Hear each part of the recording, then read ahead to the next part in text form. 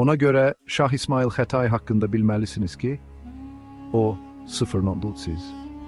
O sıfırdan bir imperiya kuran adam idi.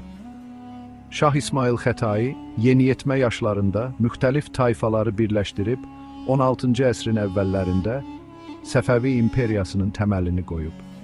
O təkcə hökmdar değildi, həm də şair və döyüşçü idi. Şah İsmail az yaşamasına, vaxtının çoxunu dövlət işlərinə sərf etməsinə baxmayaraq, zəngin və çox cəhətli bir irs yaratmışdır. Onun hakimiyyəti dövründə Azərbaycan dili nəinki hakim ədəbi dilə çevrilmiş, eyni zamanda dövlət dili səviyyəsinə yüksəlmiş, diplomatik yazışmalarda istifadə olunmuşdur. O, 36 yaşında dünyadan köçmüş, lakin qısa ömrü müddətində gördüyü işlər ona ölməzlik qazandırmış, onu Azərbaycan xalqının siyasi və mədəni tarixinin ən parlaq səhifələrindən birinin yaradıcısı kimi tanıtdırmışdır.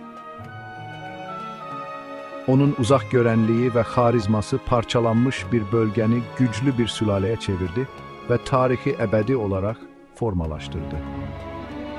Növbəti dəfə uşaqlarınıza qəhrəmanlıq nağıllarından danışanda Şah İsmail Səfəvidən, əfsanəyə çevrilən bu insandan danışın.